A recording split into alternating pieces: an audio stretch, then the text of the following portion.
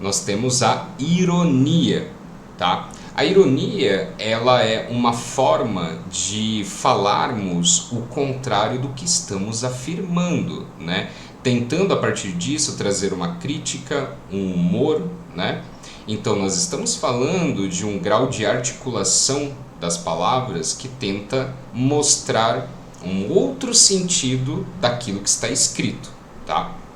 Ou seja, quando nós estamos falando da fala oral, é muito fácil perceber a ironia por conta do tom, da forma como se coloca o tom do que você está falando, que nós chamamos de prosódia. Mas quando nós estamos falando de texto, a gente vai ter que pensar racionalmente, né? E ver se o que está sendo dito, né, confere junto com a realidade, porque se não conferir com a realidade humana, então provavelmente quer dizer outra coisa. Por exemplo, moça linda, bem tratada, 3 séculos de família, burra como uma porta. São descrições, né, um tanto quanto taxativas e grosseiras, né, e muito diretas. Então a gente tem uma série de orações e frases que vão declaradamente fazer uma espécie de, como posso dizer, uma espécie de crítica. E a finalização, um amor, não condiz e não faz lógico sentido com o que é dito anteriormente. Se está se fazendo crítica, né, com esses 3 trechos, esses 3 versos, se espera uma conclusão de igual valor, valor negativo. Mas não é o que acontece. A moça é linda, bem tratada, 3 séculos de família, burra como uma porta. Então, burra como uma porta sintetiza, né, a contrariedade dos fatores anteriores. É como se ele quisesse dizer: nossa, uma pessoa, né, muito bem cuidada pela família, a família é tradicional e conservadora, 3 séculos de tradição. Contudo, ela é burra como uma porta, o que não deveria ser, já que a família tem uma importância social de 3 séculos, provavelmente uma economia juntada ao longo de 3 séculos e ainda bem tratada, recebendo as educações necessárias, né, e ainda linda, um amor.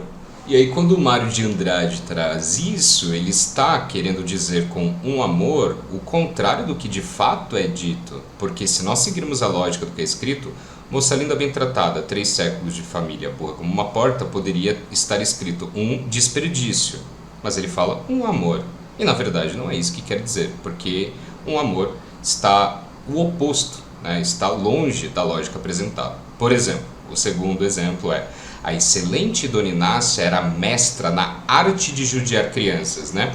Aqui nós temos uma ironia porque judiar, e judiar vou declarar para vocês que é um termo pejorativo, né, que significa tratar como judeu, né? Hoje em dia nós não usamos, mas Monteiro Lobato é filho do seu tempo. A arte de judiar, né, é uma ironia, né? A arte, né, algo tão benéfico para a sociedade em termos de crítica e estética, né, implicada com uma ideia tão ruim e agourenta que é a tortura, né, não quer dizer exatamente o que essas duas palavras juntas expressam. Então, a arte de judiar, né, crianças. Então, quando ele coloca também elementos como ela é excelente mestra, ou seja, né, excelente valores, né, de modo geral, uma espécie de elevação da imagem de Dona Inácia, né, ele diz a excelente Dona Inácia era mestra, ou seja, muito boa nisso, na arte de judiar criança, na verdade, ele quer dizer torturar. Então está sendo aqui uma ironia, né? Está querendo dizer outra coisa, né? Lembra também até mesmo um disfemismo, ok? Né? Que é uma figura que a gente vai ver depois da prova de a PO, né? A prova objetiva. E a próxima figura de linguagem que vamos falar é sobre a antítese, tá? Ou seja, nós estamos falando de ideias contrárias. É quando nós e autores eles querem expressar a contrariedade de conceitos que definitivamente são contrários. Isso para reafirmar ainda mais um desses conceitos, tá?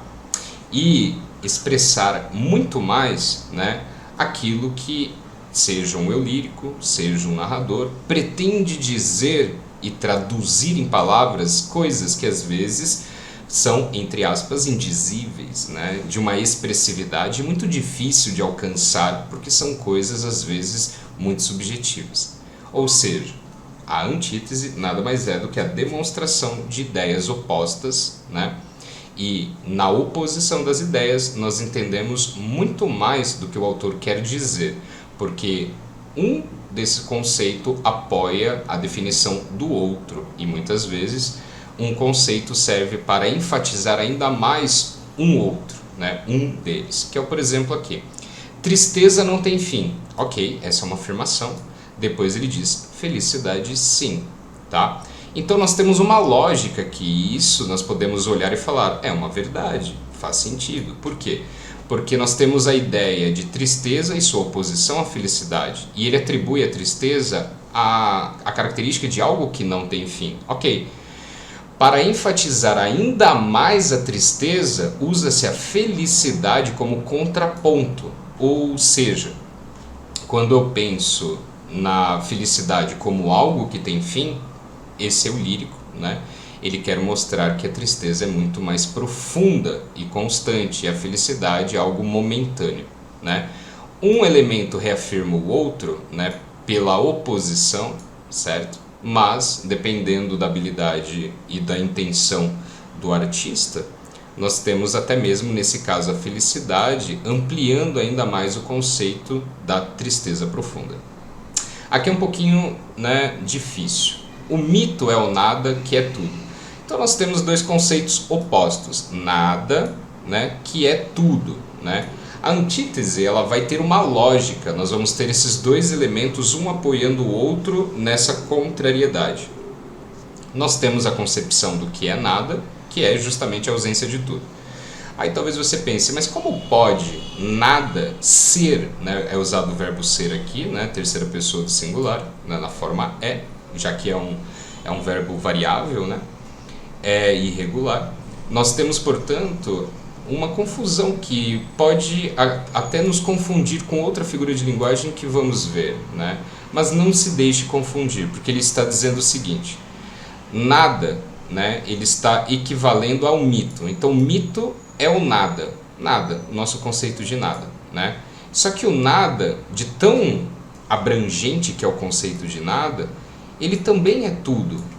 Aí eu vou usar alguns exemplos mais figurativos para vocês entenderem o que o Fernando Pessoa quer dizer. O universo, ele é infinito, ele é sem fim, certo?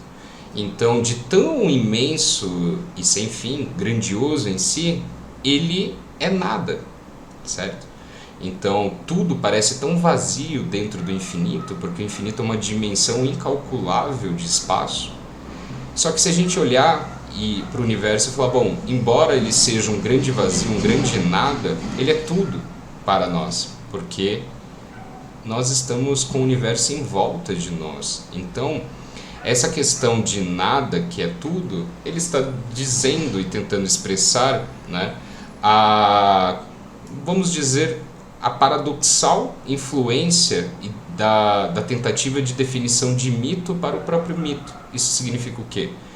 Na tentativa de ele dizer sobre o mito, ele quer dizer o seguinte: o mito, né, vocês já tiveram aulas de mito no Fundamental 2, é a maneira que os povos antigos expressavam sua visão de mundo. O mito é uma fantasia, portanto, para Fernando Pessoa é nada, só que era tudo que eles tinham para tentar explicar o mundo, então era tudo para eles. Então é verdade, nada, que é tudo, tem uma lógica, e esses dois elementos opostos juntos aqui, eles conseguem tentar explicar um terceiro termo, que é o mito. Estão tentando dar conta de explicar uma coisa tão difícil de conceituar, que é o mito para os povos antigos, né? Espero que vocês tenham entendido isso.